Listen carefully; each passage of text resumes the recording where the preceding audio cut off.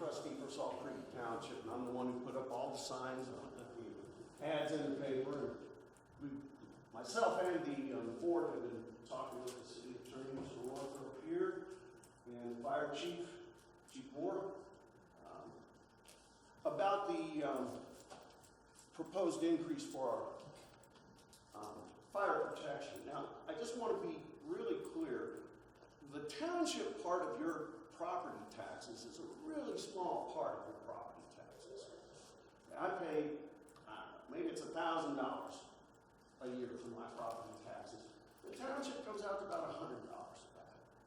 Okay? So we're just talking about the township part of your property taxes being increased, not your entire property tax bill, just the little part that goes with the township. And that's why we're here today. The fire chief has a proposal for us.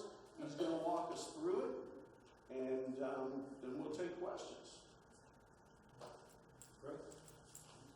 So real quick, I just want to make some introductions. He did mention this. Mike Roker is the city attorney. He handles a lot of these contract negotiations. And prior to me arriving here, it was pretty much one of the sole people that would handle these negotiations. There was an established formula. It was pretty clear cut. Here's how we figure out your fire protection contract. Myself, I'm Jason Moore. I'm the fire chief in the city of Bloomington. I have been the chief here for a little over a year. Prior to coming here, I was in Charleston, South Carolina. Go all the way back through my history of the fire department. I started out my career in the United States Air Force. It is a pleasure to be here. I know this is a difficult conversation to have, but it's one that I'm willing to have with everyone here so that you can understand what you're getting for the money that you're paying. I don't want to mix words. I don't want to get into the whole past history, although I have dug into it to understand it. What I am proposing tonight is a first look for me at what this contract was and to literally just establish where we're breaking even. The city is not looking to make money off of you. What we are looking to do is recoup the cost that it takes for us to provide this service. So before we get into that, I want to frame a few things for you because there are some members that understand the cost of fire protection. And I just want to tell you that the world that we live in with fire service is expensive. My current budget within the city is $14 million, give or take a little bit. So that is a huge investment in public safety from the city standpoint. Fire trucks, anybody want to guess how much they cost now? Hundreds. Let's try about $500,000 is one of the cheapest trucks I have. Our most expensive truck is almost $1.5 million. When we talk about salaries, our firefighters, their compensation, we maintain minimum staffing standards, which is unique to Monroe County. We maintain the minimum staffing of 4, preferably 5 on all these apparatus. And this goes along with safety standards and a lot of other things. It's very expensive. IU only pays for 4 people for 24 hours a day for the 3 shifts. Their contribution to our department is $1.4 million. What you are getting with this proposal is 3 crews of 4, and your portion is much less than what IU pays us. Your call volume may be less, but you're actually getting way more of the services than what you actually are paying for, even with this new contract proposal. When you have an emergency, not only does the city, but the other county entities, we all join together and we try to help out. So I just wanted to frame a few things before we got into it. I want to also explain our mission is not to tax people. It's not to create discord. My sole job is just to provide for the safety. So we can read it. I don't need to. I'm going to tell you. We want to provide excellent public safety. Not mediocre, not the bare minimum. My job is to provide the most service for what I can and maintain the safety of my people, thus maintain the safety of all the citizens that I support. Our vision, we want to meet all national standards, and that's important for me. Prior to getting here, there were a lot of these standards that were being ignored.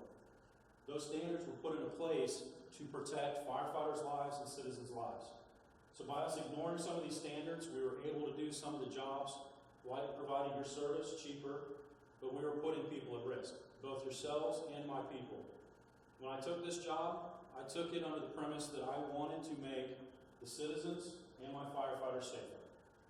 I came from a community that killed 9 firefighters because they didn't follow standards. I saw what happened to that community. I saw it destroy a fire department destroy people's lives. So when I got this job, I said, I want to be able to make those changes, make the world better, without costing 9 firefighters their lives to do it.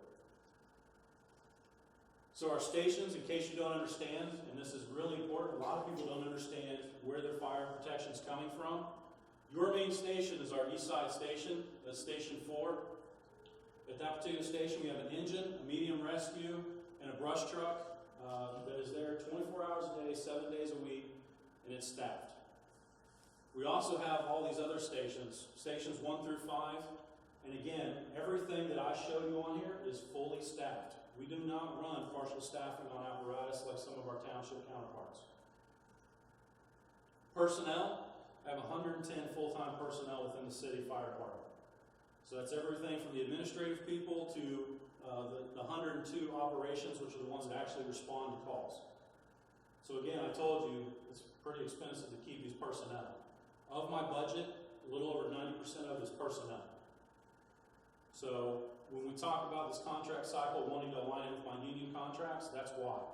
If you look through the history of the Bloomington Fire Department balance for their budgets, you'll see it kind of level off and then a jump and a spike. It aligns with the contract cycles when they negotiate their pay raises. ISO, has anyone heard this before? The Insurance Service Office rating. All right, so real brief history on this. It is a scale from 1 to 10.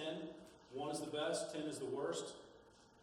City of Bloomington is rated a 3/3X. It's a split rating, and what that means is the first number is the rating for any home or business that is within 5 miles of a fire station and 1,000 feet of a bona fide water source. So a hydrant, dry hydrant, things of that nature. The second rating is for anybody that's within 1,000 feet of a water source.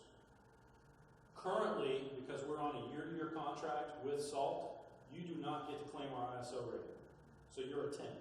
Basically, non-existent. Your homeowner's insurance rates will reflect a much higher cost for your fire insurance. So by us looking at this, and we've got some clarification on a multi-year contract, if we extend to this new proposal with a multi-year look at the contract, anybody that's within 5 miles of one of my stations and 1,000 feet of a water supply can now claim our ISO rating. So going from a 10 to a 3 is a huge jump if your insurance company looks at ISO rating to establish it. They look at the other method for establishing what your fire insurance rates are. They're going to look at our loss statistics, our response times. All of this goes into play, and you're still going to be able to get a reduction in your insurance rate. I really want to point this out, is that Bloomington is the #1 rated fire department in Monroe County, but we're also in the top 8% of the United States and the top 4% in Indiana. It is one of the best fire departments in Indiana. There's only 9 departments ahead of us that are either a 1 or a 2. And by the way, there's no 1s in the state of Indiana yet. I'd like to get there. But anyway, contract changes. Prior to this change, if you had a fire in your area, we were going to send 1 engine, crew of 4, with a rescue, crew of 1, and have a second engine, a crew of 4 on standby. I have a lot of problems with that from a safety standpoint, and we'll get into that a little bit later. Under the new terms, I will be sending the same response to you that I send within the city. You will get 2 engines right off the start, so that's 8 people. You'll also get a chief on scene to be able to manage the incident, so someone's not standing outside trying to manage the incident. It should be actually hands-on firefighting. We're also going to send the brush truck, and this came down as a directive that in Salt and Pole, there's areas, driveways that were not made for our big trucks. I want the small truck basically running point so that we don't bury or lose one of our big trucks responding out in the rural area. So it's a safety consideration for us to make sure that we can get down your driveway, make sure that before we start laying hose that that's actually the house they call. With the inadequate addressing some of the problems we run into out in the rural areas, we want to be really sure before we commit resources to responding.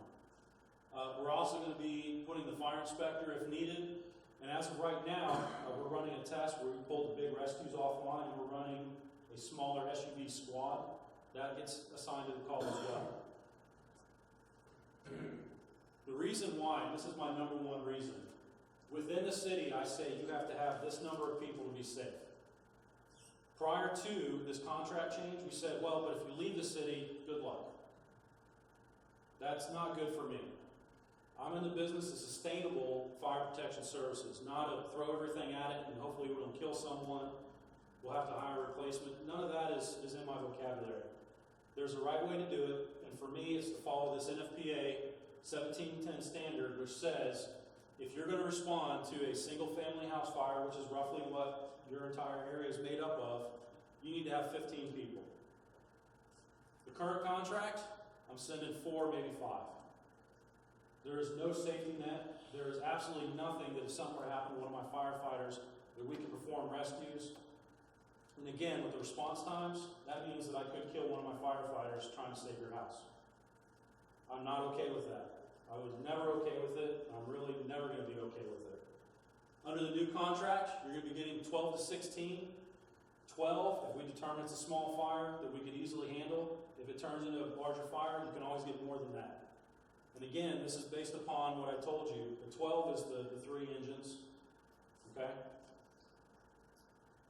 Other changes, automobile accidents, which makes up a large majority of the calls we run for your area through 446, 46, the area there.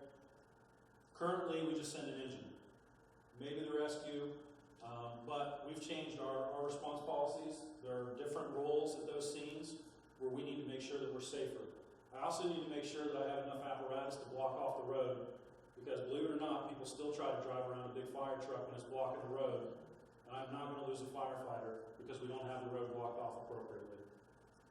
For grass, wood, field, basically the wildland fires, as of today, I send 1 engine out. That's great, but by the time someone calls it in and it's been burning 20 minutes or more, we could be looking at more than an acre that's burning. I will really wear down 1 crew, and that's not good for me either, because when they're done fighting your fire, they've got to come back to the station and still be ready and able to respond out to the other fires. So the proposed contract change on this is for a larger wildland fire that's an acre or more, or if the fire is threatening a house, barn, basically any kind of structure, you get the full structure fire response so that we can get the fire out faster, prevent more damage, and not put my people at risk. Same thing goes for a vehicle fire. As of today, if you had a vehicle fire out in the middle of nowhere, you'll still get the 1 engine with the brush truck. But if it's threatening a structure or if it's going to cause a wildland fire, you'll get a larger response. So, previous contract, pricing. The way that we figured this contract price was we would take a 4-year average of your calls. We determine what portion of your calls made up of our total call volume, and then we'd assign that portion of our budget to you. So what I have here is basically how the previous contract was built. So you can see here, we had an average, it's 39.5 calls. Sorry, we round up. It's the way Excel works. So we had 40 calls out of a total of 3782. My budget in 2015 was 9.8 and some change. So basically the price per call was $25.92. So that's where we came up with this $103,680. I've got a lot of problems with the way this was figured. So some of the issues. Total call volume means the more calls I run within the city, the cheaper your calls are per call. And that's not the way that my world works. The resources that I have available were there for a reason. When we start running false alarms, EMS calls, some of these things that only took 1 engine or a small resource for 20 minutes, the calls I run in your area are larger calls. They're structure fires that have been burning for 20 minutes. They're vehicle accidents with head-on collisions that take hours to clean up. So one of the things that didn't make sense to me is, why would I compare you to our total call volume when our total call volume is about 40% of smaller calls that don't apply to you? We don't run EMS calls in your area. We don't run a lot of those types of calls to your area. I also looked at it, didn't represent the actual cost. Does anybody want to guess what it cost me to run an engine for an hour? Crew, the engine, the equipment, everything on it. $4,000. I like your thinking. I wish I could use that number. But I'm running about $1,200 to $1,500 an hour for that crew. whether it's sitting in the station or whether it's out on the call. Chief, does that figure in their pension? That's everything. That is all their benefits, their pay. That's how much it costs me to train them. That's how much it costs me to keep them. That's literally everything it takes for me to put that vehicle out there. And again, when I looked at the types of calls we ran, we're running bigger calls. We're running structure fires that burn a long time. Within the city, it doesn't take 5 minutes for someone to notice something's burning and call 911. It could be 20 minutes before you even know that something's wrong in your area. And for me, the general rule, fire doubles in size every minute. So that means within the city, we're catching the pot on the stove, and it's just the stove, maybe the kitchen that's damaged. By the time that pot on the stove in your house is reported, it's already an entire room, maybe half your house. Those fires take much more time and resources to be able to deal with.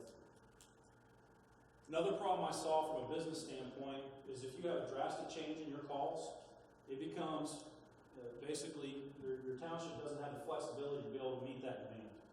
So if this year, and I'm not saying we are on point for that, but if this year we had a 30 call volume spike, that means your next contract year, you would see a giant increase. Now, I know what we're talking about now is a big increase, but again, I'm going to get into the reasons why. If we go with this new program, it's going to smooth it out. I actually went all the way back to 2004 to establish a trend of use. And again, the contract being renegotiated annually, you don't get the benefits of having our fire protection with the ISO and your insurance rates. So for me, this came down to this is how we could actually meet the needs, give some of you a break in your homeowner's insurance, and get to the point where the city is not subsidizing the township fire protection. So proposed contract pricing, again, I went back to 2004 and I looked at the trend. So you can see this spike up and down. That means every year when we negotiated your contract, the prices went up and down. When I look at the actual trend of use, you're actually on a downward slope. So overall, from 2004 to now, you're showing a 2% downward trend of needing our resources. That's good. I really appreciate that. Maybe you're being a lot safer. There's some things we can do to help you with that as well. By me looking at an overall trend, it smooths it out and it makes budgeting a lot easier. It also makes these contract negotiations a lot easier. So, what we're going to get into, contracts being multi-year. I'd really like to align with the union contract. I will tell you that the biggest thing when I talk about these increases, the number one message I want to put out is that we're willing to work with your township to spread it out so that it doesn't become that 109% increase year one. So the memo that I sent out was the worst case scenario. This is if you paid exactly what you're getting for next year, this is the increase. We have pledged that we will work with your township to spread this out so that we can reach that standard of being sustainable where we're not supplementing the township out of city funds. It considers our average budget increase. I told you that you would see these spikes in my budget history. And an example of that, in 2014 I had $9.7 million. In 2015, 9.8. And then in 2016 it jumped to 11.9. 2017, 13.8. So my budgets are going to go up. It'll never go down. I'm never going to pay my firefighters less. The cost of equipment goes up about 5% a year. The cost of me providing fire protection is never going to go down. So for me to factor in a trend of up and down like we have in the past doesn't make sense for me. And again, the big thing, pricing is actually going to align with what it costs. We are not looking to make money off of you. I just want to recoup the cost that the taxpayers of the city of Bloomington are paying. Again, we're going to work with the township trustees to make this happen in a sustainable manner. I do not want to stand up here. I'm a property owner as well. I don't want to come in here and say, hey, I'm sorry it's going to be double or it's going to be this or it's going to be that. I understand that. We want to work with you to reach that sustainable method of this is what it actually costs, this is what we need you to pay. Currently, it's calculated out that next year you would have to pay $217,000, which is a 109% increase. Then we're looking at annual increase of 6%. So where this came from, my annual operating budget goes up on average 8%. You have a 2% downward trend. That's where we got the 6% from. We use the same formula for Polk, except they have almost a 2% uptrend, which means they're actually paying almost a 10% increase over those years. It is the fairest way to do it, to establish my real costs versus my budget, my personnel, and the increased cost of doing business. And again, this trend will either increase or decrease. So if you continue to have about average the number of calls, you're going to stay on your downward trend. If we came in next year and you had a spike of 40 calls, you're going to start an upward trend, but it's not going to be a huge spike because we're now looking for 2004 on that. So it smooths it out. And again, as it is right now, the budget increase is 8% minus your 2% downward trend, so we're at a 6% increase once we reach a sustainable level. So, according to ISO, Salt Creek has no fire protection of your own. You're an ISO Class 10, you receive no break on your homeowner's insurance. In fact, some of you, I know that there's been a couple larger homes built, they said you could not even have your home insured. Any resident within 5 miles of one of my fire stations, so not a township station, but one of my fire stations, and 1,000 feet from a bona fide water source, again, a hydrant, dry hydrant, and this will go into a longer discussion about, do you, as a township, want to invest in some dry hydrants to extend that ISO rating? We can talk about that and help you plan it. You'll be able to take our ISO rating of a 3. The biggest break in your homeowner's insurance is when you hit an ISO 6. So you're going to go from a 10 to a 3 if you meet these criteria and your insurance company recognizes it. Again, 1,000 feet from a bona fide water source, even if you're outside our 5 miles, which I think when I look at the maps, almost the entire township is within 5 miles. You can get the 3X, which, guess what, it's a 3. And I would strongly encourage you, especially now, is to talk to your insurance agent and say, hey, do I meet these recommendations? And I have no problem fielding those phone calls from the insurance companies, because what we'll have to do is provide a letter of coverage. And they're going to know what's the closest fire station, what's the closest water source. I have no problem providing that letter for you or for your insurance company so that you could try to get that insurance break. So proposed contracts, again, this is a proposal. I actually received a counter offer this morning that's not on this slide. I don't want to go into this so much as the fact that I wanted to put the number out there of what it actually costs us to provide the service. So understanding that with the trustee and the counter proposal, it's not going to be as much, but it's going to be spread out over a longer period of time. We're okay with that so long as we start reaching that goal of becoming sustainable. So, in summary, I understand this is a big increase. I also want you to understand the level of protection you're getting for it. I also understand that, for a lot of you, you live out in the rural areas for reasons. You like the low taxes, you like the lifestyle. I get it. I grew up in Tennessee, parents have a lot of acres, no fire department, I've been there. I also understand that your township has asked us to provide these services. I only provide services the right way. I do not try to just bend corners and make things happen, and I apologize for that. But for me, again, my job is to provide the safety of my people.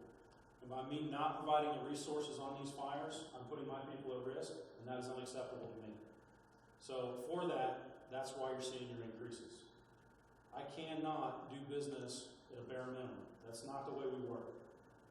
2 people is one person is none.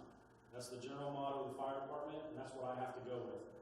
I cannot put my people at risk just to keep the cost low. There is a cost of the business, and again, if this township decides as a group, we don't want this, you can tailor your service down and say, well, we don't want you to respond to this. We don't want you to respond to that.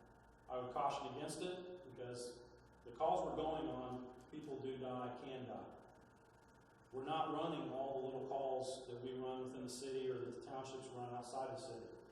We're not running stub-toe calls. We're not running even the calls that I fell and I broke my arm. We are running life and death calls within your townships, and this is the way that it's going to take for us to be able to continue to do that. I am open for questions, and we have a microphone, so that if you feel like you need to be heard. I am open for any questions around this contract, the level of service, anything like that. And if I don't have an answer for you, we will write it down and we will get an answer for you. I just wanted a clarification again on that ISO 3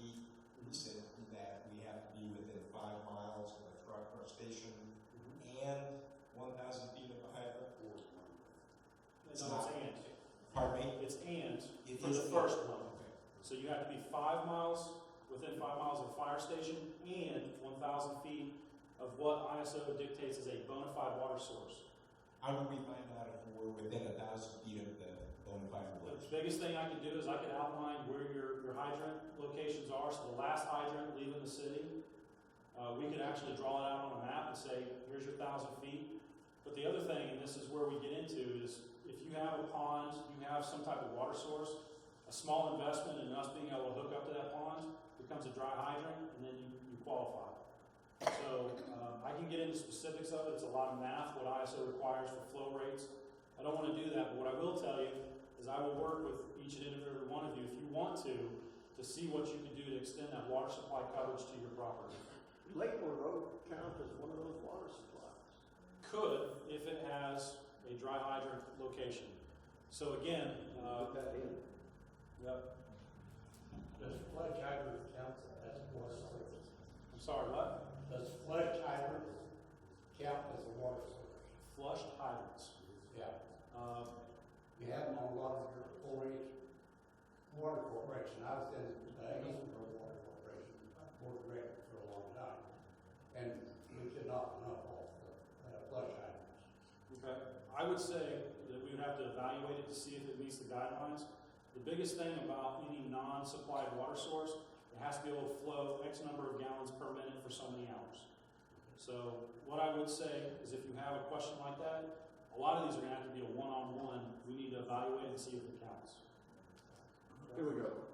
It seems to me that a lot of the calls I hear going down Port 46 have to do with incidents involving the Lake Monroe people, the people who come in with boats.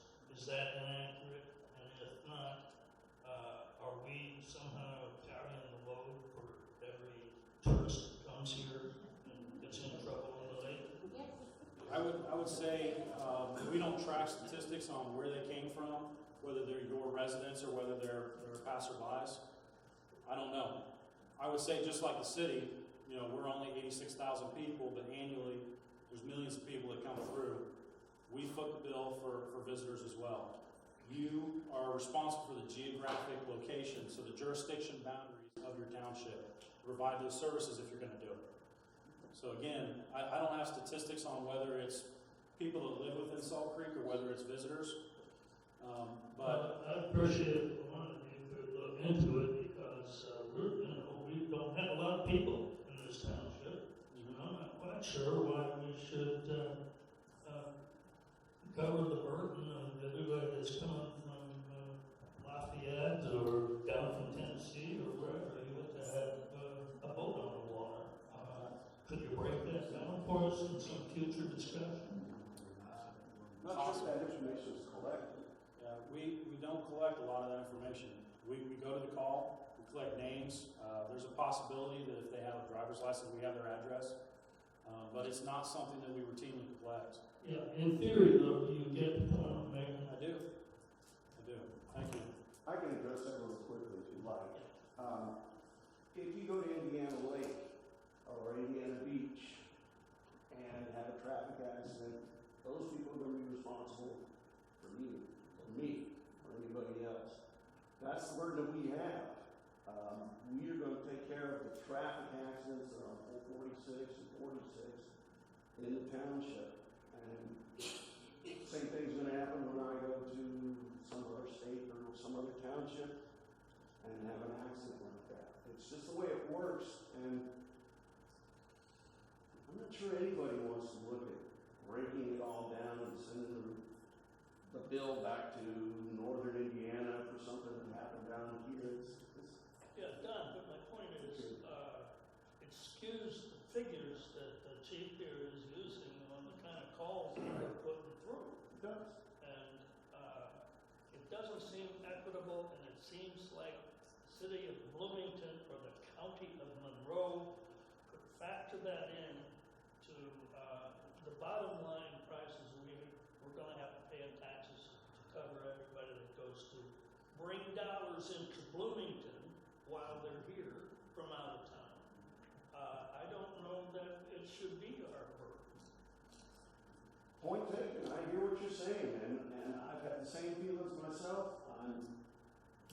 can tell you is we can look into it and see what we can find out. It's not something we'll forget. And no one's saying that you find out where the visitor who has the accident on the lake is from. But if the number of calls are coming from the lake, then maybe that's traceable. Chief Moore, that information regarding whether they are residents or not is on your run form. It's required. You have that information. If we collected it, but I also want to remind you, if they're But it has to go unconscious on the- or dead, and we can't find licenses, I don't have the information. So, but There's again, almost always follow through. I do understand. Legal requirement. I do understand. I also want My to, concern is that, all the talk is about how Bloomington subsidizes Salt Creek Township. I'm sorry, but all the business that goes to and from the lake, if we're paying for the fire protection and rescue protection, aren't we subsidizing Bloomington's tourism industry? It goes both ways. Sir? Yes. The state receives the money for camping, boating, all that. They should pay a portion for those runs. The state should be responsible for that because they're getting the revenue. Okay. And that's something that should be looked into. We shouldn't have to pay for all of this. Okay. This question is a similar question. Okay. If there are new retirement homes that are built with the township, for instance, and therefore increase runs, would the residents of the township be responsible for the increased number of runs due to something like a retirement village that would have a higher incidence of runs? Well, first off, we're not providing emergency medical service. I do have several calls on the books where we did respond, but it's outside of our contract. Our contract is for fire and rescue services only. Now, there are some times where the ambulance service calls us for help. There have been times where dispatchers take it upon themselves to send us, but we are not contracted to provide those medical calls. And again, the increased call volume you think about with nursing homes, they're not starting more fires. They have a lot more slip, trips, falls, some of those medical emergencies, so that wouldn't be a concern. But if something were to grow in your town that would increase your call volume, then again, over that long trend, there could be an increase associated with it. So. But in theory, your assessed value would have gone up as well, right? If you have a really valuable property there. So that shouldn't really have an impact on each individual taxpayer because the tax base would have increased if you did that. So. What kind of impact does the DNR may have on our properties around the lake? Surely they have some kind of record that tells them how many accidents, how many people, where they come from, and that looks like that could impact what we're talking about. It could. I'm not going to deny that it could impact it. I have no problem digging into it and seeing the level of impact. But again, when we talk about a vehicle accident resource versus the structure fire resources, it's a big change. So we go from an engine and a rescue to all of the engines and all the extra people. So for me, again, my cost of service is fixed, whether they run calls or don't. So for me to provide the service, whether we run the calls or don't, it's a fixed cost. And what I'm asking in this contract is that this township pays their portion of that fixed cost for me to extend my boundaries beyond the city limits.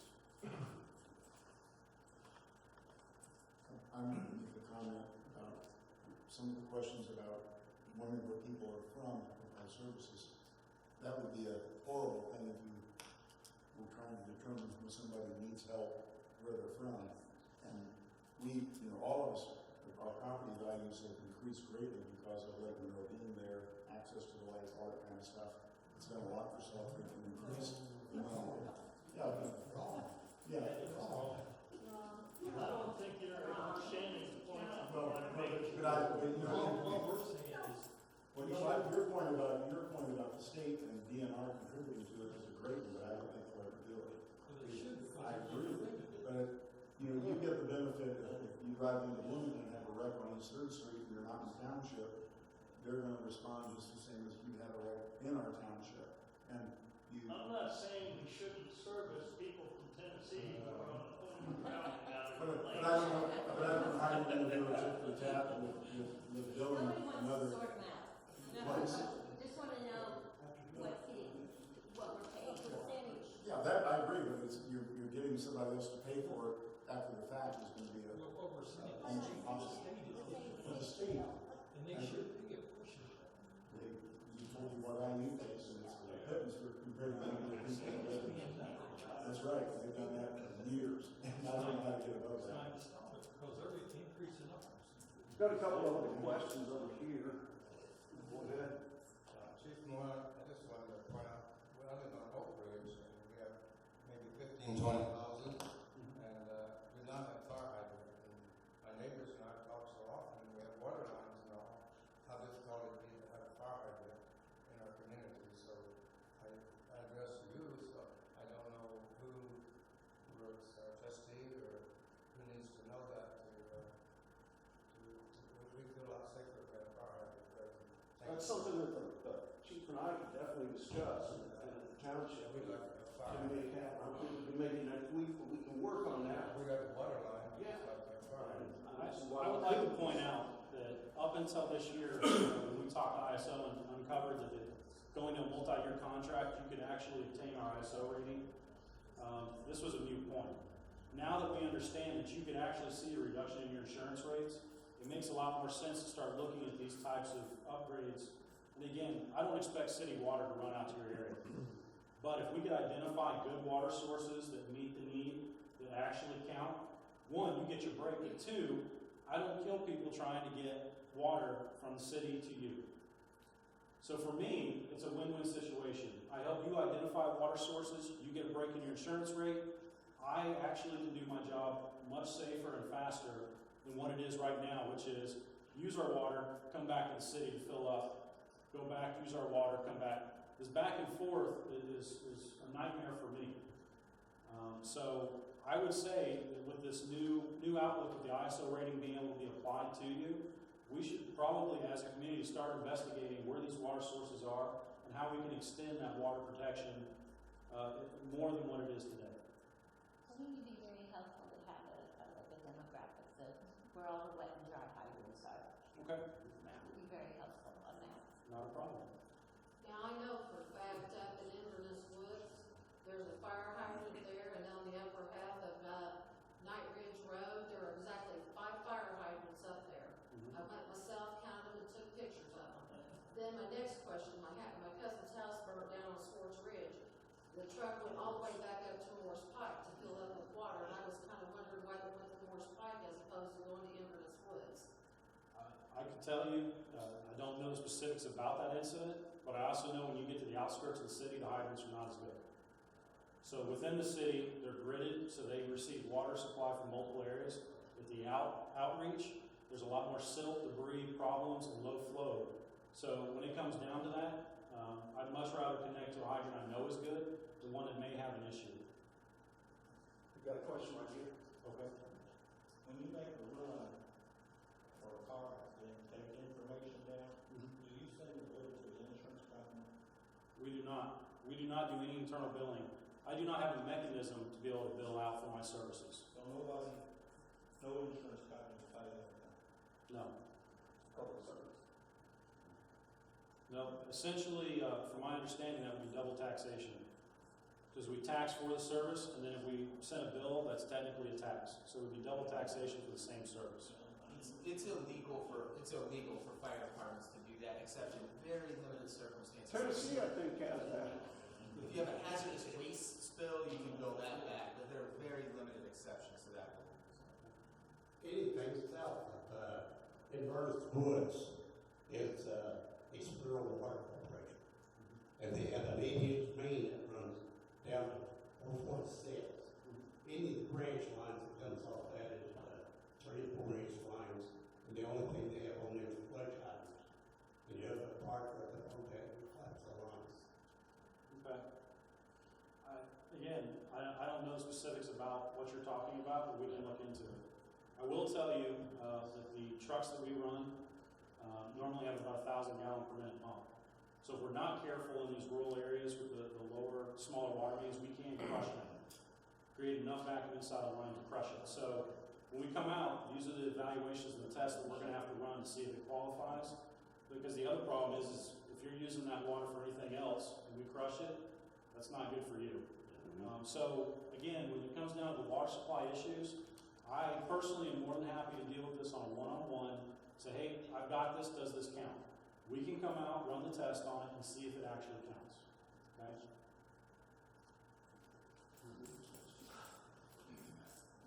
Do you ever test individual items just to see if they're working? Yes.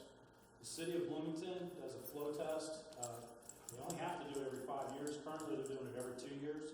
And they do an annual inspection on every hydrant within the city of Bloomington water lines. So the CBU lines. But would that include water lines that are in the structure, that are connected to the city? I don't know the specifics. What we can do is check on it, and I know that from discussions with CBU is areas that are outside of their jurisdiction, they allow the community to write on their bid and actually get the bulk pricing to have those hydrants checked at the rate that the city pays for it. So there is a possibility of looking into that if it's not already done. Okay? All right? Chief, my name is Hugh Shanahan. I wanted to say thank you for your service. The men and women that you serve with, everybody seems to have forgotten who you're talking to. Take them into a smoking room somewhere. Don't notice. You spoke that your costs were fixed. Yes. So, if we have, and I'm talking about a truck responding to a fire, reported fire, as opposed to just a car accident. So, if we have 100 fires, just say we have a really dry season where we have a lot of like brush fires and things.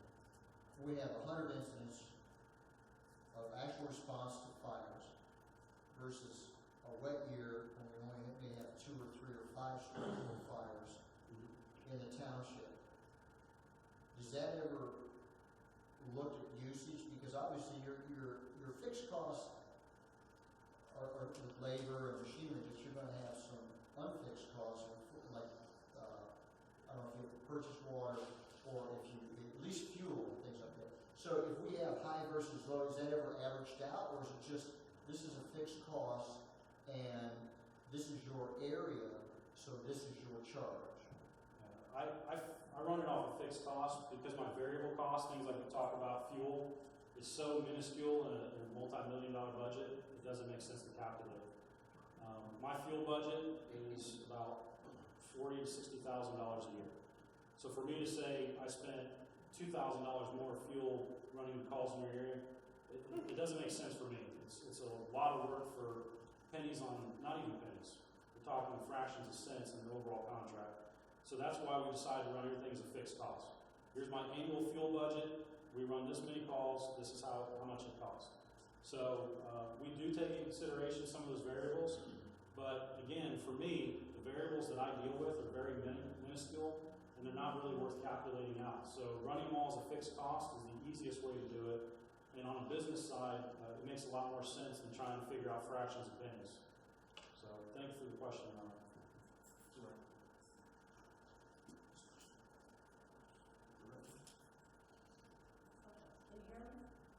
Sure. Oh. Yeah, you can hear me. If there's a car accident on 446 or down by the lake, and 911 is called, and a ambulance is sent, but not a fire truck, are we charged? That's usually individual by insurance, based on personal experience. So, yeah, the ambulance can bill all day long. They're a private entity, they have the ability. We don't factor it into your call volume unless we don't. So for all those very minor incidents where they don't even call for a fire truck, that's not even factored into the runs to your area. They go down the road all the time on weekends. You see the ambulance going to the lake, and I was wondering if we were paying for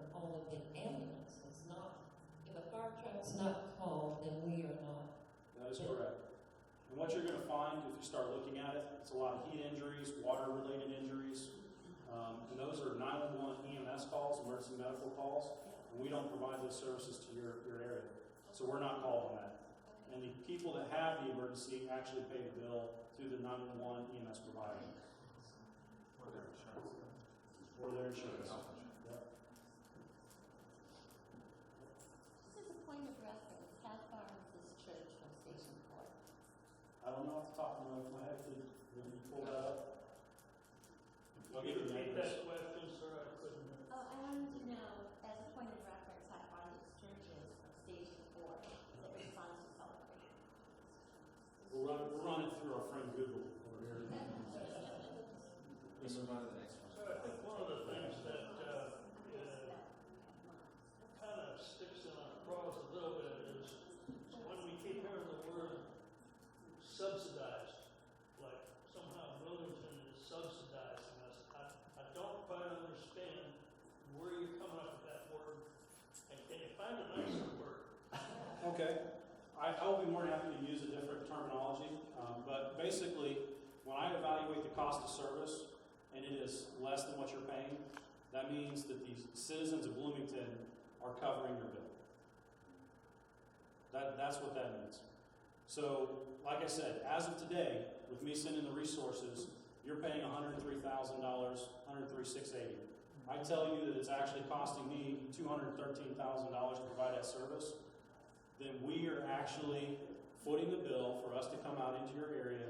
The taxpayers of Bloomington are doing that. So I apologize if subsidized is a negative word, but it's one of the few words that I have to explain it. So when it comes down to it, what I can say is that the contract proposal is for the resources we're sending to provide the level of protection that you have asked us to provide, and that anything less than that is that you're not paying your fair share of it.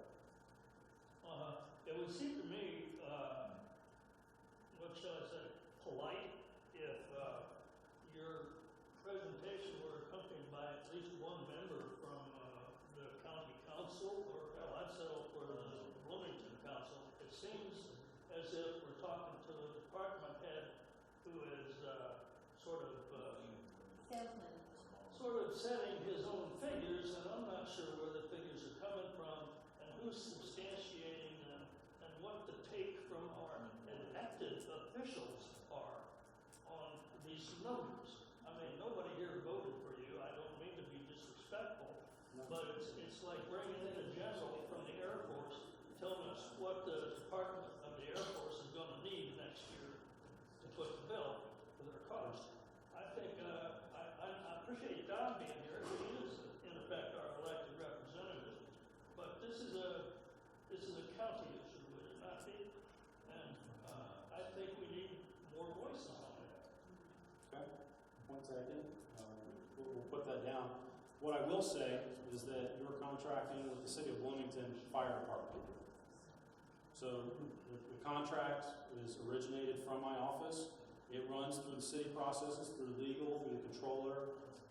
They verify the figures, the formulas, everything we use before So this has all been run through the controller. Everything that you've been presented, all of my facts, figures, everything have been double checked through the legal and the controller's office before they ever get presented to the trustees. And the other thing I'd say along those lines is we live in the constant shadow of the Access to Public Records Act. It's a FOIA law in the state of Indiana, so anyone, anytime they want, can come in and double check all of our numbers, all of our figures, any of our reports. They put a The fire request in. department budget, is it posted? It is. It's Yes. posted on our website. We post all of our budgets are posted on our website. When you say we, you're referring to whom? To all government agencies, including the city of Bloomington, including the fire department. Okay. So. I will tell you the city launched a new website and they have a fiscal transparency module attached. You can look in all of my records, transaction by transaction, if you want to see what we're spending, where we're spending, and how we're spending. You can do that for the township also. And we get audited annually by the State Board of Accounts to verify all these things as well. So they come in and set up shop for about 3 months out of the year in our offices. That happens in the township too, so they're familiar with that. I would just like to reiterate the sentiment that, we understand your position, that you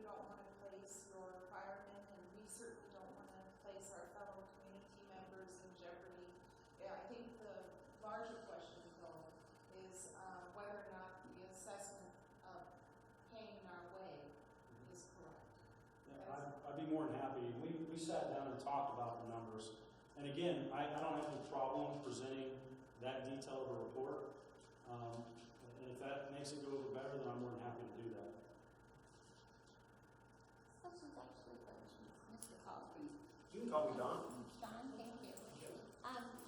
When you first started speaking, you said that this tax increase was only on a particular portion of our tax bill, not the entire tax bill. Would you explain to me? Okay, the property tax bill is broken up into the township part, the county part. I think there's a school board part in there. You're paying for the school corporation, the library district, the solid waste district. You pay the county so they can run the sheriff's department, the justice building. You also pay the The township. water department twice. No, you do. You know, that's a monthly bill for me. No, you just pay the township, and the township pays this Right. fire. And the township's part of that property tax bill is pretty small. It's not half of it or 3/4. It's way down there. I don't even know how much. So the increase Maybe is 10%. specific to the That's right. township Right. tax. That's it. My township, part of the township, or the township part of the property tax is about $100 a year. So with this increase, probably go up to 200, 250, something like that. But remember, I teach history. I didn't know that, but okay. No, that's why I don't do numbers real well. I forget numbers. People have asked me numbers tonight, and I'm like, I will get that for you and send it to you, but they've never stayed in my head well. And on your earlier question, ma'am, real quick, it's just a little more than 2 miles as the crow flies. More than 2 miles to the church. Correct. Okay. We're sort of like the bastard children of Bloomington out here. Because like even on Lincoln's Ridge, you go down almost exactly 1 mile is where Belmead is. That's where the services stop. The road only got paved to there. Verizon only goes to there. Natural gas only goes to there. The rest of us just get our potholes filled every now and then. And nothing else happens. And you can call and call and call. So let me play devil's advocate for a minute. If by your example, we probably wouldn't see a fire occurring out here for maybe 20 minutes. And you're going to send 4 to 5 guys as it currently stands. Explain to me how sending 15, 16 guys is going to change the outcome of that fire, which by the time everybody gets here is now 40 minutes into it. There's no structure to save. We're going to be salvaging surrounding property and the woodlands.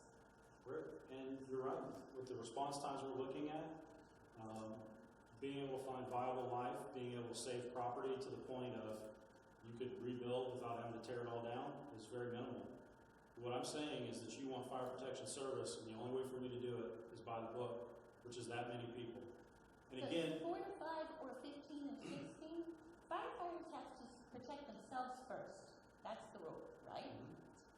4 to 5 guys get there and this thing's going up in flames. They're not going to put themselves in danger. It's going to burn. right, you They'll can say call for that. help and they'll protect the woodlands around the house or any other structure. But right now, we're paying for those 4 to 5 guys to show up at a fire that's already been going. How long? We're not looking at salvaging them. I understand. So how does paying for 15 to 16 guys showing up going to change that outcome? I don't think it does. We'll change the outcome, but it'll make the firefighters safer. The No, ones who are working. it doesn't offer their safety because It does. they have to choose not to endanger themselves to put out that structure fire. It's true, but That's, you all, that's absolute. but I want to point out, we have to put out your fire till it's completely out. We're not allowed to leave the scene. 4 people trying to tear apart a building and make sure it's completely out compared to 15 people, the workload on those 4 individuals is ridiculous. So for me to say, for their safety, and I'm not talking about the safety of just entering a burning building. Those people, when they're done fighting your fire, have to come back and have to be able to continue to fight fire for the rest of the 24-hour shift. So when we talk about it's 90 degrees outside, even if they're outside your building and they're in their protective gear like I mandate they have to be, and they're doing everything they're supposed to be doing, it is a lot of work. Well, OSHA mandates that. There was an application earlier on that national standards necessarily being met currently? Yes. Did I- Well, I They say are that or are they not? weren't. As of the point where we had this meeting, I already made the change. Okay. So you are only paying for the 4 people, and as of today, you're getting the 12 to 16 people. But it's not gonna change the outcome of my burning house.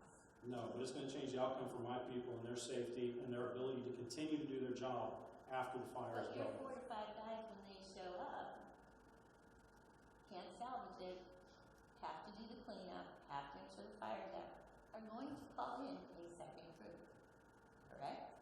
Currently, as it is right now, that's what they would have done. One truck shows up, says it's too big, we need help, they'll call in a second. I say you're getting 2 immediately with the ability to call in a third. But I just wanna be clear, it's not gonna save your house. But it might. More guys are not gonna save your house. Some houses are closer to the station than others, and some fires are discovered immediately as opposed to, some neighbor coming Somebody's by not and home. seeing it. So it makes it, it may or may not make a difference. There's a lot of factors in there. Yep. As of today, we will have this protection. You already have it. We already have it. I felt it was important enough for the safety of my people. I made the change without renegotiating the 2017 contract. And when are we billed for this? When will it go on our taxes? Next year, well, be next year, under property taxes next year. And not even then, because you pay your taxes 1 year behind in Indiana, so it takes effect even a year after that. So in 2017, you pay for your 2016 property assessment. That makes sense.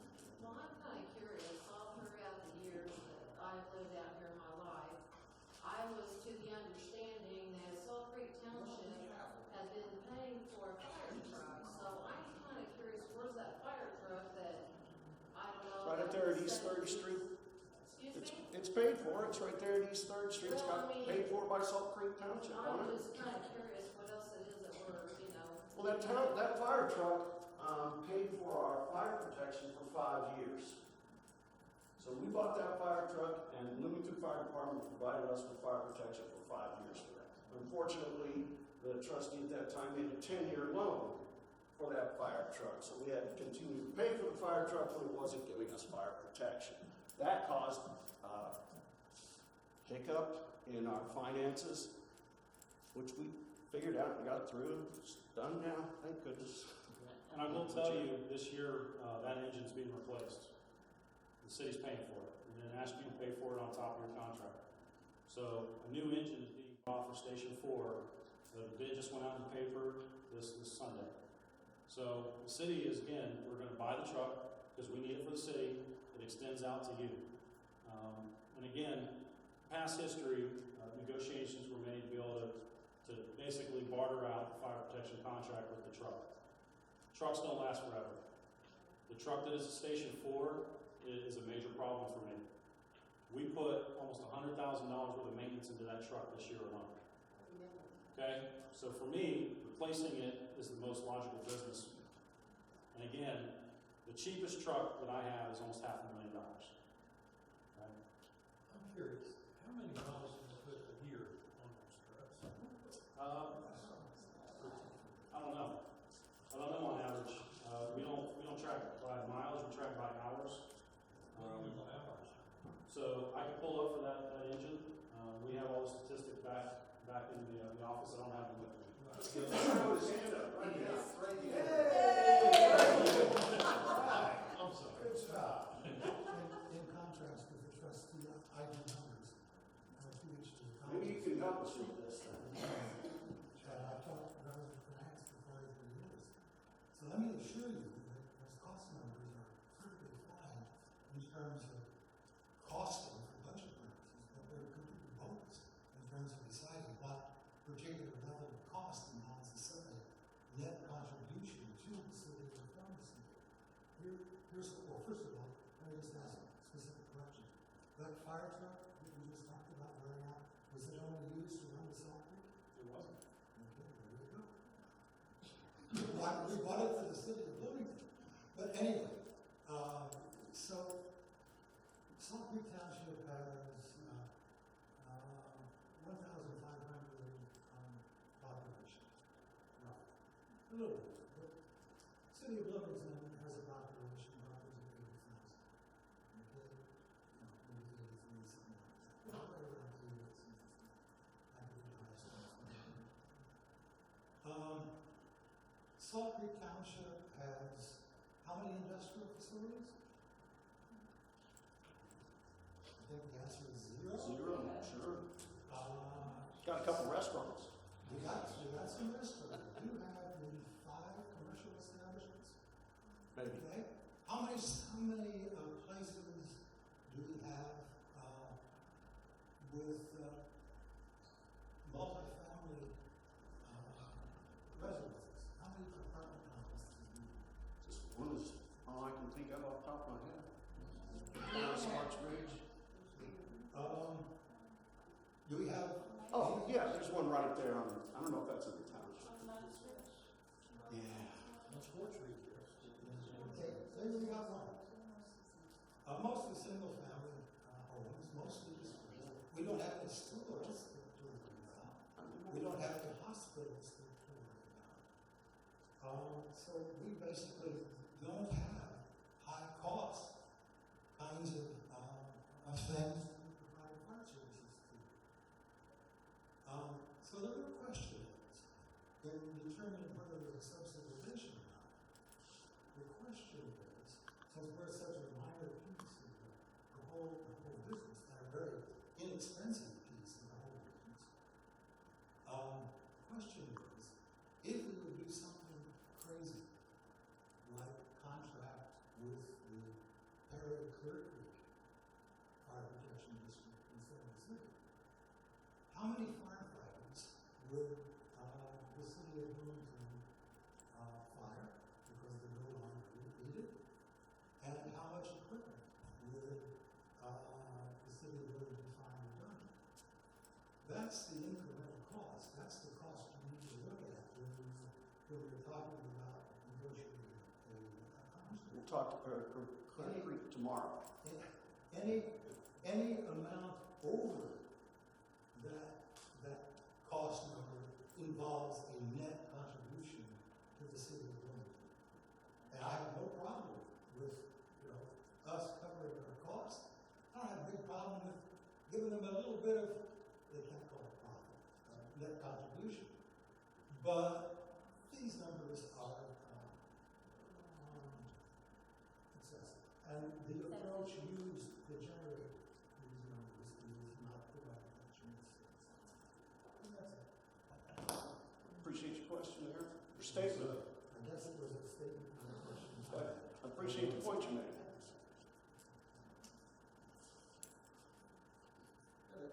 Additional question come back on, it goes both to the ambulance and the fire department. You talking about, do you charge? You say no, it's double taxation, but I think our tax dollars in the Monroe County, Bloomington people, if we're paying for EMS services, and if I use the ambulance, I get a bill for it. Is that not correct? No, it's a private corporation. Yeah, you don't pay taxes to the ambulance service. They provide the service for Monroe County. There's a contract that the county has, not the city, the county has with them to provide the service in Monroe County. And what they do is, and actually they're quite happy with it too, because that's the one ambulance service that responds in Monroe County. And they will then bill your insurance company or you as an individual after they run out for that service. Okay. That's not the model throughout Indiana. Thank you for that clarification. I have an additional question. I think most of us, if you read the fine print in your homeowner's insurance, quite frequently there is an allowance to reimburse for fire protection, or not fire protection, but fire calls. We've seen that, and I'm just generalizing, I don't know for sure, but a lot of people would have that same clause in their homeowner's insurance, both in the city and in the county.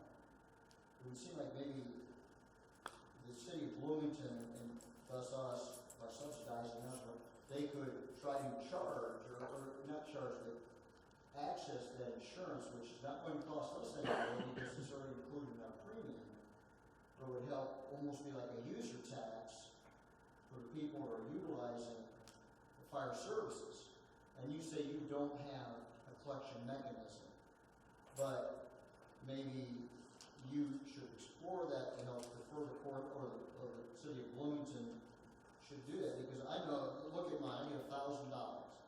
So if you come to my house, which I'm glad you provide service, and I appreciate your service, I have no problem with you saying, here's my insurance agent, and you go get your $1,000 to help offset the cost that you get to service my house. But I'm in a position that by doing that, I can hopefully continue to have service in the future, and not double pay on paying a higher tax rate. But, you know, again, like I would view it as a leisure tax, just like we do with our trash, and I mistakenly thought the ambulance. But I have no problem us investigating that, but I will tell you, I do not do it. So for me to try to develop a way of doing that, it's a very lengthy process, and it adds another level of things that I don't do that we would now have to start doing. Again, I'm all for exploring these types of options, so that you brought it up with my broker here, we can discuss this further and see if it's an avenue that could help reduce the burden on the taxpayers. But I can't make any promises on it. I just know that that's not the way we do it now, and it's not that we can't evaluate whether or not it is a way to do it. So thank you for bringing it up there. Yes? I'd be curious, because you brought it up several times, if we individually check on homeowners' policies because you're sort of putting like, the debate is how much our homeowners insurance will go down if we're rated 3 instead of 10. I'm pretty sure it's negligible in the scheme of things compared to the taxes.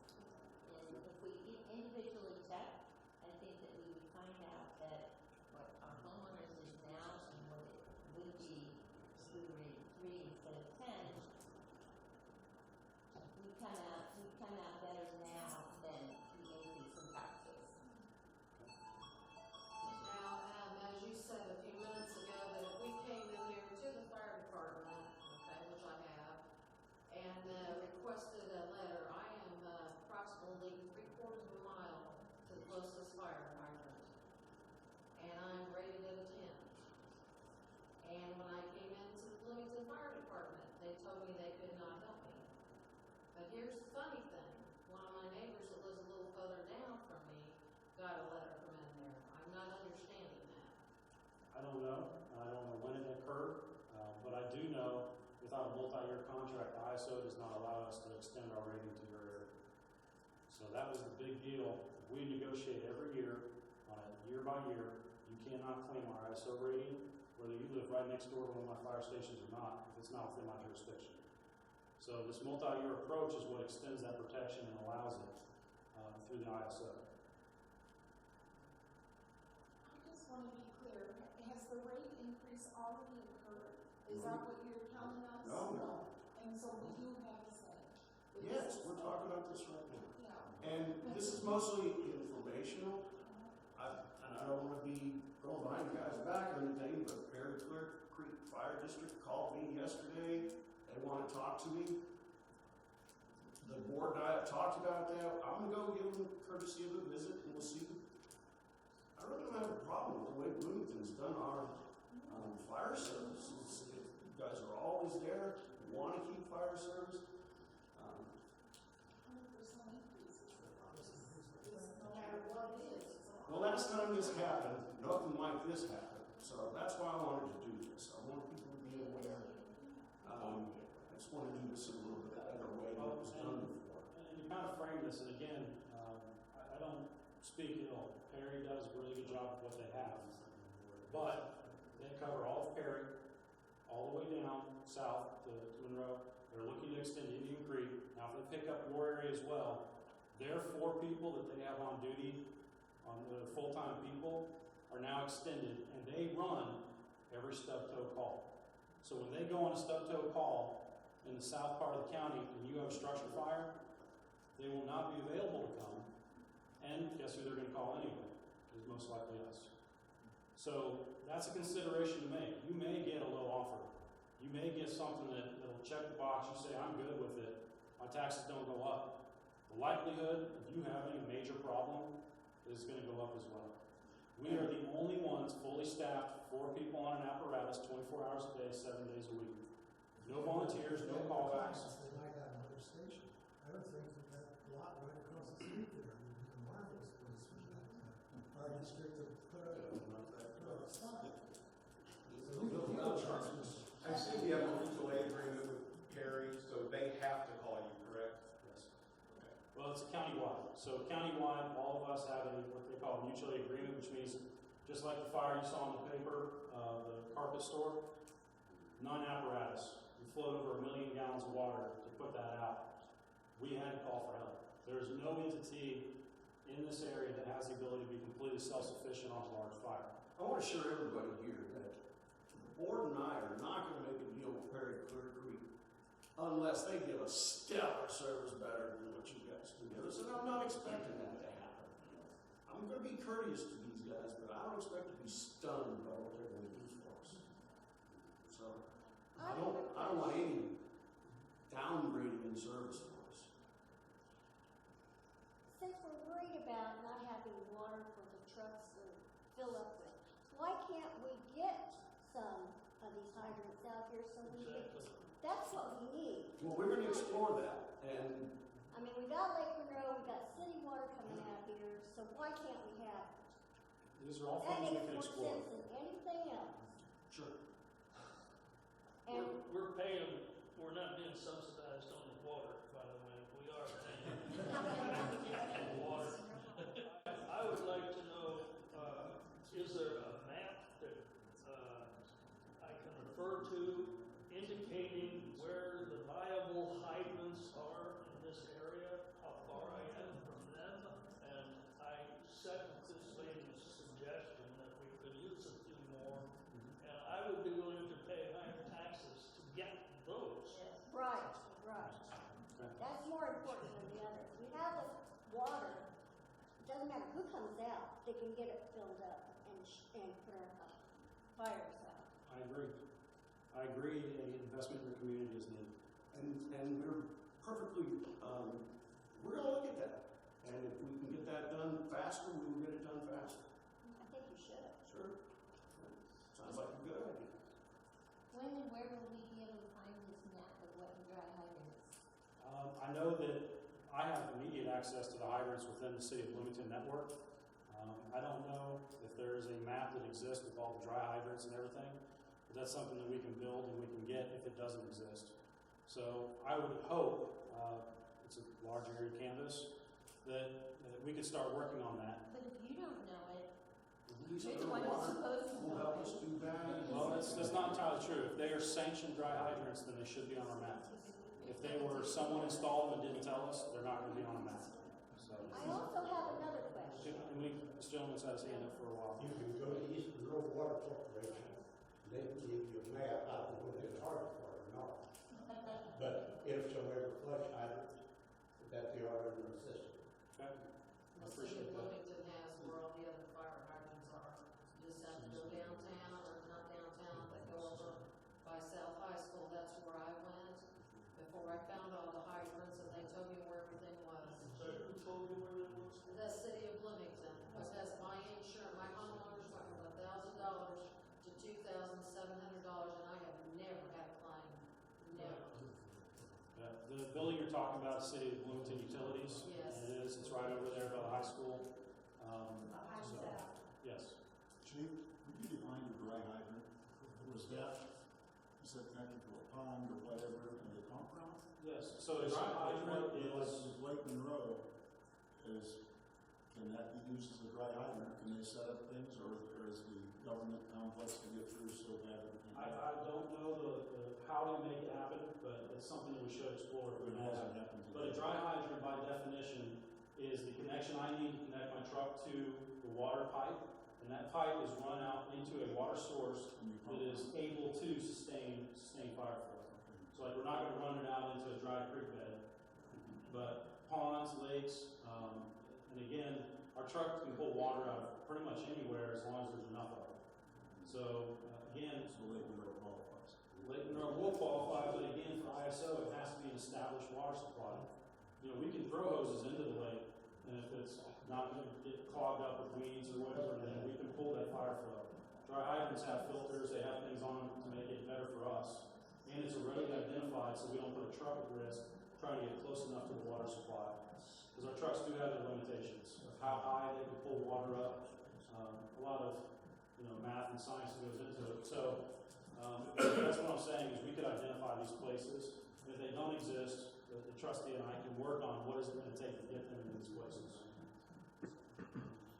My question is, we have a lot of accidents down on Dead Man's Curve, and at the lake there's a lot of accidents. Why don't we have a truck in the summer when the high volume is here, just stationed down there? Okay. That would save a lot of you running all the way over here all the time when you have one right there. I do understand what you're talking about is peak model service provision. We don't have that set up yet. We're not even to the point of saying that I could staff this vehicle for a few hours a day and we'd have better outcomes. That is a very complex model to run, and it's a gamble. Because I could say, let's put it down here, and then no calls happen, we have a fire in the city, and now I've got a 20-minute response time. But So, couldn't the state park provide a little bit of that help with the money to provide one down there? nothing's been It's negotiated. a state park. State owns it. That would have to be done through the state. Yeah, what we're talking about is a completely different entity besides the ones here in this room now. And I'm going to talk with Peggy Mayfield and see if we can get something going with the state here about our cost of. Well, they're the ones that's causing a lot of problems. I know, we all have cars ourselves, but most of the runs, if you live on 446, you know, they go down Dead Man's Curve in the lake. That's where they go. Every Saturday, everybody can agree. Yeah, all night long. Folks, I just want us to thank the chief and Mr. Morgan for being here. Can we give them a hand? Very appreciate you being here. We do appreciate your service. Definitely very much appreciate the service of the fire department business. Great. In closing, I just want to tell you, again, we're dedicated to providing the service if you want to do the contract. We urged you during the negotiations to explore other options because I understand this increase is large. I also understand from our standpoint, when you look at professional fire departments, there is no one in Monroe County that does it to the level we do. I have a cost of doing business, and my costs go up every single year. The city made significant contributions to public safety this year. So new apparatus, new protection gear, new breathing apparatus. That means we can be safer, we can do the job for the city, and as of right now, the contract for you as well. So it's not lost on me what we're talking about and some of the points you've made about your call volume may be elevated because of people that don't live here. I will do everything I can to get the answers about the dry hydrants, the splitting the call volumes, but the fact is that you contract with us to provide these services. So that's where this negotiation starts. Is any of it being driven by the union involvement? No. None of the costs are being driven by. So the union negotiates their pay raises for their members. And I will tell you, the city this year initiated a cost analysis. So position by position to see where we sit within the state, within our peers. And when that comes back, that will be used to negotiate future pay raises. I will tell you from an outside person that came from a different state looking in, our firefighters are not paid what they should be paid. So again, that's where I'm at. I got one last quick question, but my interest of everybody. Can the increase that we are going to have to do this under the circuit breaker protection under property taxes, are we going to be able to afford it under that tax structure within the township? So the proposal I got from them today was to avoid circuit breaker, to extend it out so that you don't get your max levy. There is a foreseeable future if our costs continue to rise that you could hit it, but with the current proposal as is, and the one that we got the rebuttal, basically extended this from a 3-year plan to a 5-year plan, you will not hit your circuit breakers that I'm aware of. A quick follow-up on EMS. Is there any mutual aid agreement between the ambulance service and the fire department? Not EMS mutually. runs? not a mutual aid, but when requested, we will go. But if 911 calls in right outside here, Forest is the closest. If they have ALS, they're not going to be sent here. It's going to be coming from the hospital or wherever they have their crew at the time. That is correct. And again, our dispatchers make choices. So they may sense that it's a life or death and the ambulance can't get there. And again, I'm not going to argue those. I have several calls on my books to your township that exceed our contract. And I'm not going to say, well, we're just not going to do it. I hope no one dies. That is not our standpoint. But to answer your question, there is a foreseeable issue where that could happen, where an ambulance is delayed to the point where they ask the city engine to go. It's no different than if it was somewhere else in the city. I will tell you, the city, we only run critical care calls. So what in this area is called EMS dual responses. So those are heart attacks, strokes, high-level issues where someone could die. We could not run every step-toe call in those lower priority calls. If I tried to, my call volume would go up by 15,000 calls a year. So we try to provide the same things that the townships provide for, someone bumped their head, they need to see somebody. My call volume would spike well beyond the 3,000 to 4,000 calls we're at now. So we cannot feasibly afford to do that as the city. Our call volumes are too high. One last question. The increase that we are going to be paying next spring will be $217. If I saw the correct figure. Is that your own? I couldn't hear you. Per person, per household. But it really depends on what your property tax is. It's not the same for everybody. Oh, What is the rate? it's 6%. I don't have that in my head. Oh, okay, well, I saw that in the figures somewhere. Right. Oh, okay, but it's 6% increase of whatever our taxes are right Of now. your township portion of your For property. township only. Only the township portion. Township only. Right. Yeah, and we don't know the percentage increase. As we pointed out, we're still talking about this. So, and Don's going to talk with Barry Creek. So none of this has been, nobody's signed anything. Right. Yes. I use buildings, 18 buildings this year. Now, are they going to pay more for those protections? We are in contract negotiations with them as well. The goal that we set with them when I got here, they were not paying their fair share either. So when we talk about it, everybody is on the same page of we need to be able to pay the fair share. So from when I got here, IU was paying close to $800,000 a year. Now they're up to $1.4 million. Again, this is some things that have just been let go in the past, politically, otherwise. But when it comes down to IU, it's special. Most universities have their own fire service.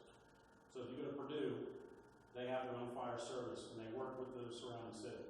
We are IU's fire protection. So these contract negotiations have gone out, not just to you, not just to Polk. I'll put it on the record because this was brought up. Benton approached us about providing their services. And with me extended as far as I am, I told him I could not do it less than adding an entire new crew. So I gave him a contract proposal of $1.2 million. I cannot extend our services anymore. And the fact that we had historic agreements with you is why we're still considering extending it as we are now. So when Benton approached us, we gave them the price. You want a crew of 4 people, 24 hours a day, $1.2 million was my cost. And that did not include the truck, the station, anything else that went along with it. So, again, I'm very sympathetic to what's going on. But the only reason we're still having this talks is we have a historic agreement with you. If we did not have that, I would say I don't need to extend my fire protection outside the city, and we would sever the contract. It's not fair to you, it's not fair to anybody, so we're trying to work and meet in the middle where you just pay what is we're providing. Any other questions? Well, I appreciate your time, and what I would like to say is if you have any follow-up questions, anything that was not answered, anything that you've requested, just to make sure that we're all on the same page and we follow up on it, if you could, please get it to Mr. Hall. Again, I also want to point out that this was the beginning of the negotiation. So as we go through this, back and forth trying to work through this. My goal is not to sever ties with you and leave you without fire protection. My goal is not to push you to a lesser service just because it's what you can afford. My goal is to give you the service that you're asking for and to have you pay a fair, reasonable price for it, that we don't have to say you're not paying your fair share. That is the goal of all of this. So we are willing to work, we're willing to extend payments, we're willing to do everything we can to make this happen because we have an existing relationship. If it was not an existing relationship, you would have gotten the same proposal that then got $1.2 million. Okay? So thank you for your time, and again, please follow up with